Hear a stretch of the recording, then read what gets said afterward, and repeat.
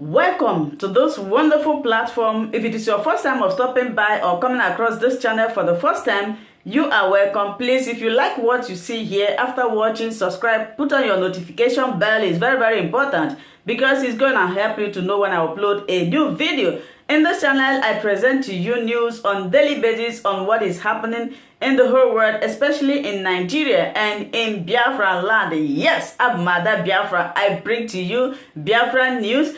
So before I do that, what I always do is that I analyze it and I sit down there to watch the video together with you. Then we'll come to the comment section to talk about it. Of course, everybody is entitled to his or her opinion. That is why the comment section is there for you to contribute, leave your ideas, your thoughts, your belief about the videos that you have watched. Please, as we are doing this, let us do it constructively.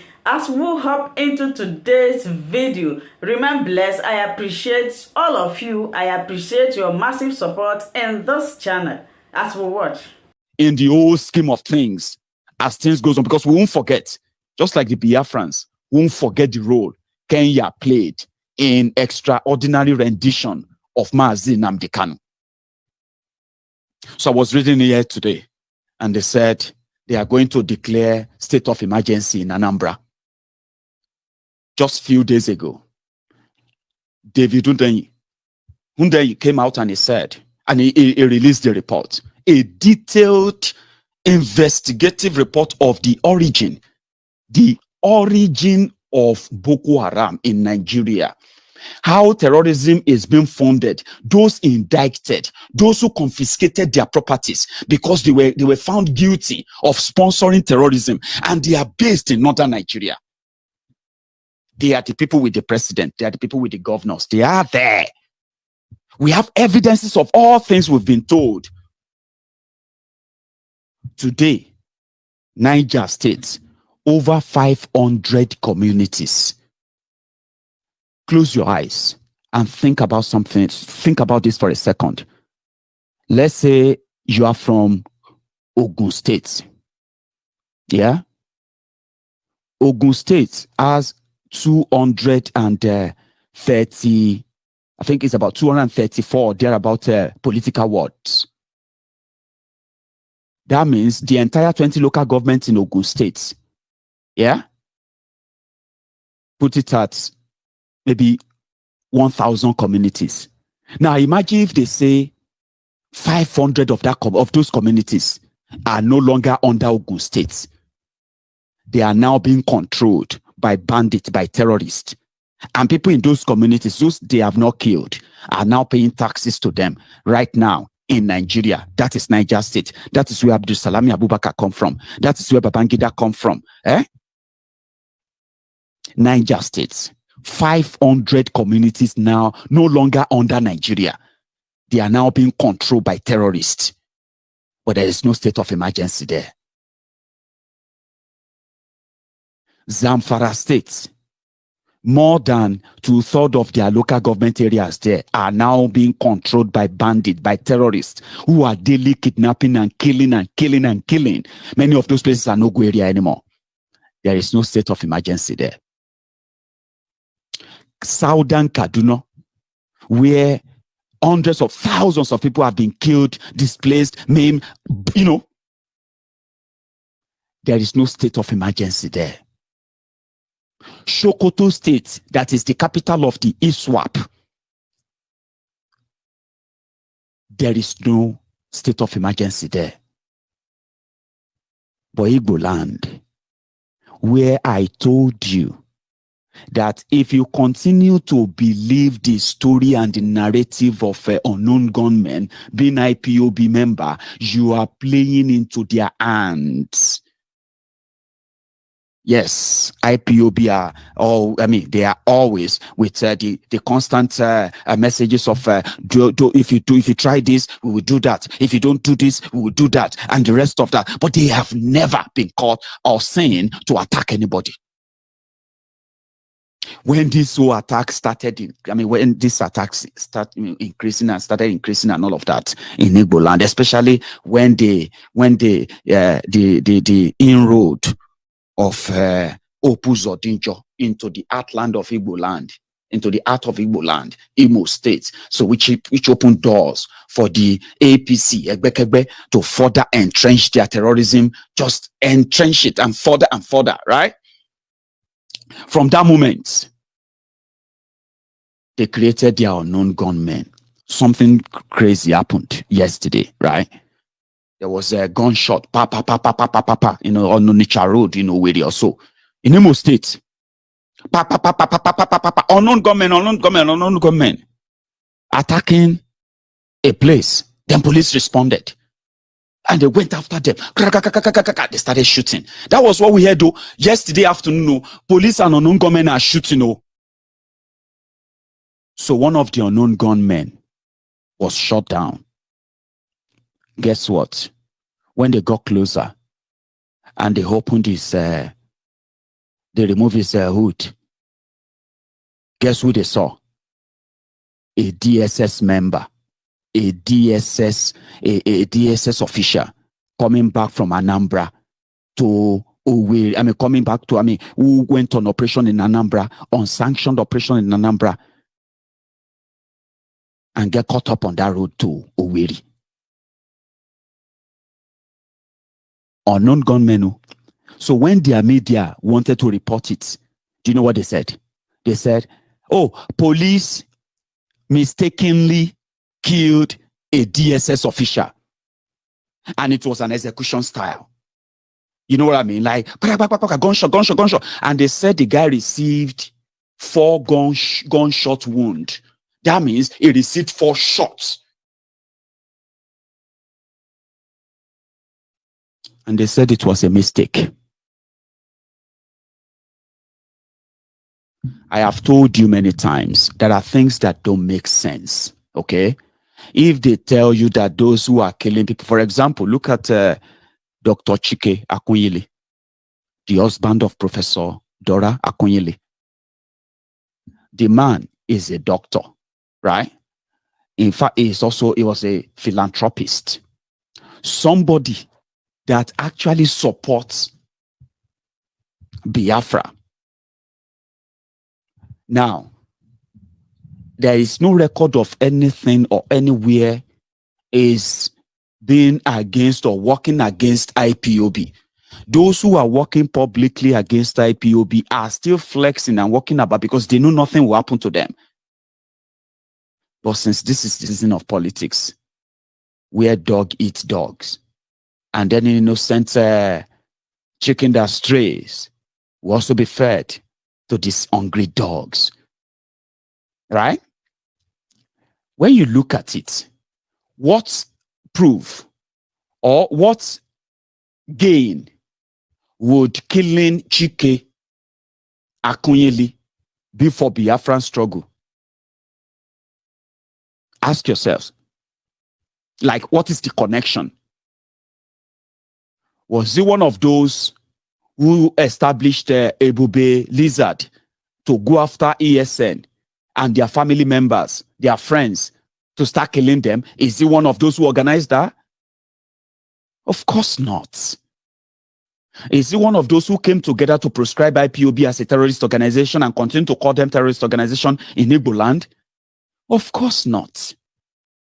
Now, when you look at it very well, they called him to come and take an award, a posthumous award for his wife. He returned back to Anambra and he got assassinated. That is what they have turned the Eastern Nigeria to right now. Because, yes,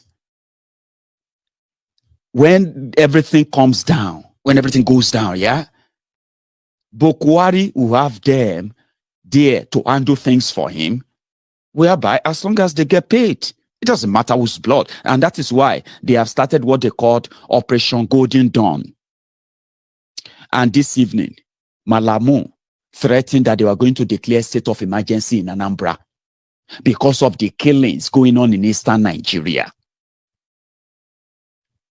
38 people killed by Fulani terrorists in Benue.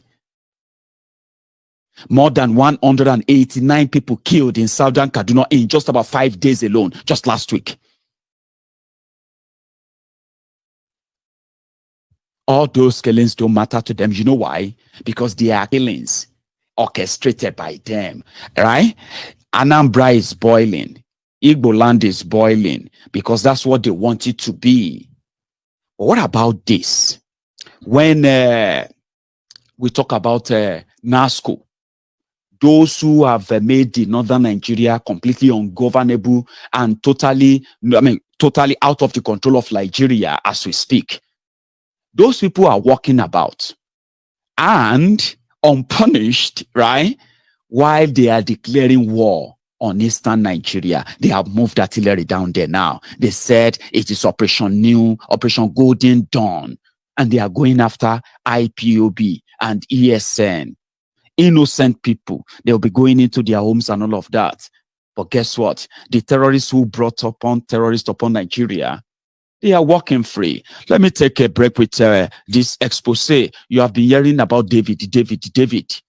I was talking to somebody. I said, listen, let's just take a minute and just imagine that when the report of those who started Boko Haram in Nigeria, Boko Haram that has led to the death of hundreds of thousands of people, including 300,000 children alone.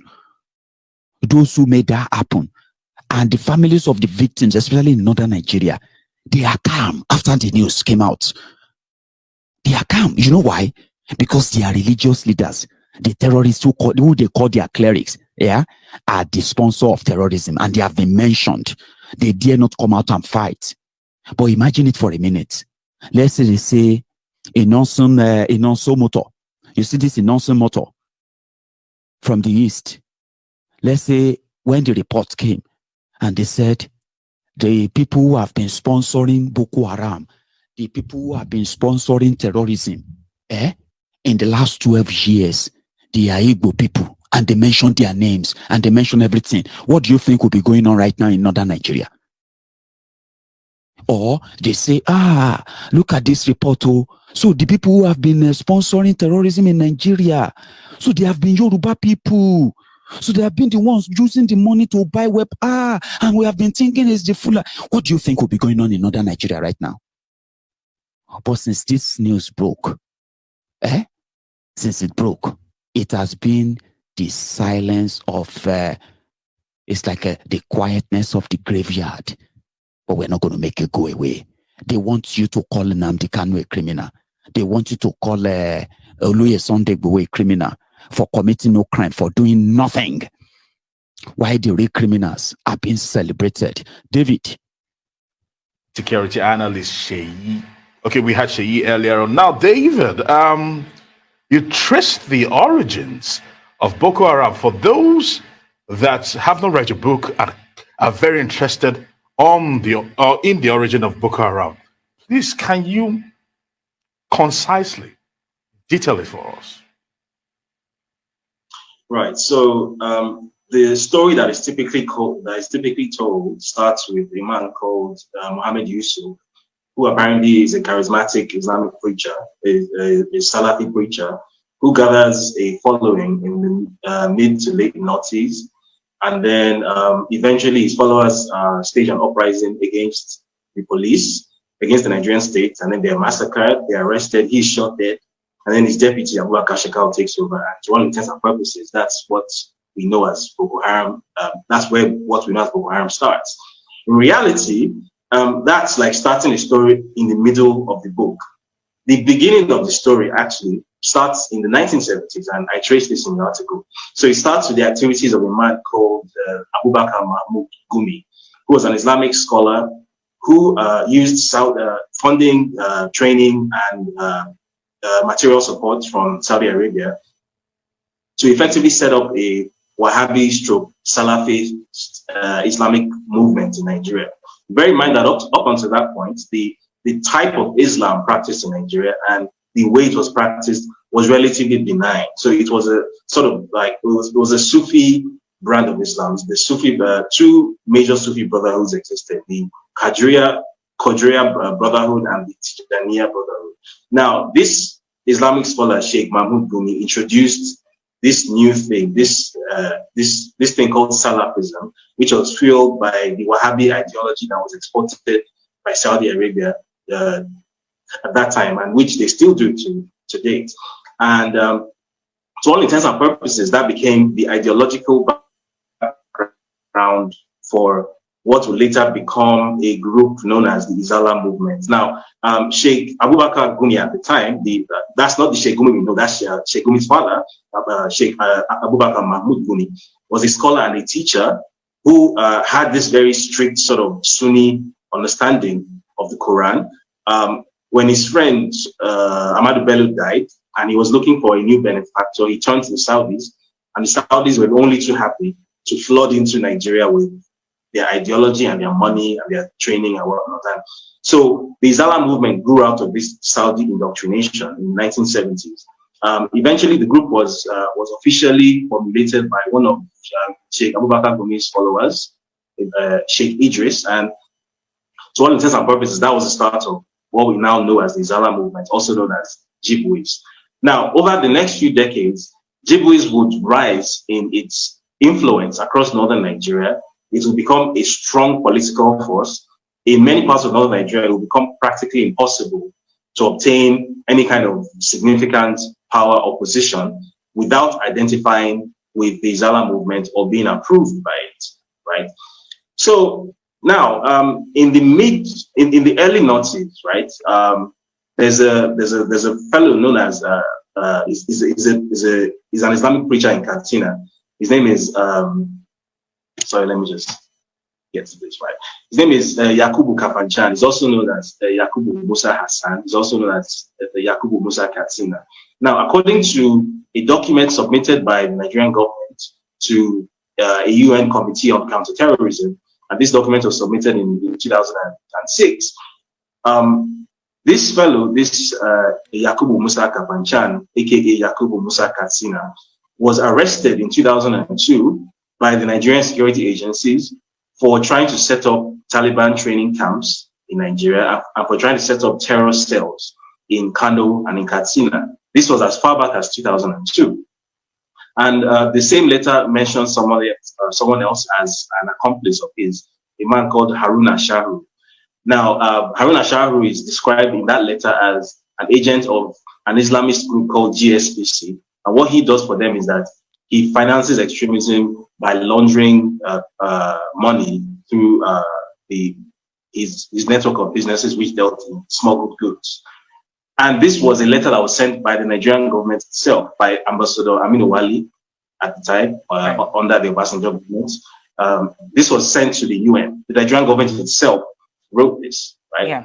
And then in the same letter, somebody who many people would never, not ordinarily associate with terrorism, the founder of NASCO Group, his name is Ahmed Idris Nasreddin, was also named. And the letter claimed that due to his being recognized as a global sponsor of terrorism by the US, that his business interests in Nigeria were provisionally forfeited to the federal government.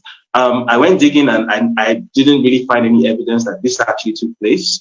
As far as I could tell from all the CAC records and from all the other records I get my hands on, Idris Nasreddin never actually lost control of his company for a single day. But that's what they said in the letter anyway. Right. And there's other documentation backing this up. So sorry. As we with us, we go depend them. As we depend them, we go with us.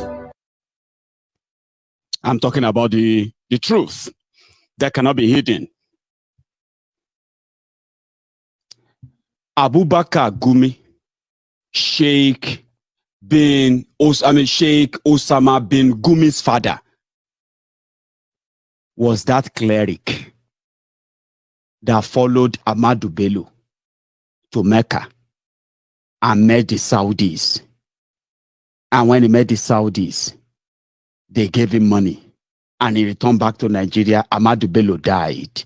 He was in disarray. He ran back to Saudi. The Saudis gave him another money to begin the process of teaching this fanaticism that Gumi is using English and his own way of telling us that terrorists have families and we must respect them. The same ideology like his father, right? Well, That was in the 70s. That was the beginning. And as he comes to the founder, the sponsor of terrorism, who later got caught, that was where the Nasruddin comes in, NASCO, and NASCO group, their chairman, their founder, and those who are handling them today. After this bombshell, you would expect them to start reacting in the north. They did not react in the north. What they started doing was to start attacking the journalist, David. And they said, all of this, if una like, tell us, say, Bukwari, the shop human being, it will not consign us. Una know they get power in 2023. Crazily, they mean it. We find the renewed desperation by the South to threaten northern people's right to franchise, a deliberate attempt to bastardize democracy, cause greater instability in the guise of a contentious and democratic power shift arrangement, and therefore downright unacceptable. The CNG, after due consultation with prominent stakeholders, leaders and elders, has categorically coming across my YouTube channel. You are welcome. Now that we have finished watching this video together, you saw me sitting there watching it together with you. I appreciate you. Let's go to the comment section to talk about it. If it is your first time, subscribe, put on your notification bell. That notification bell is very, very important.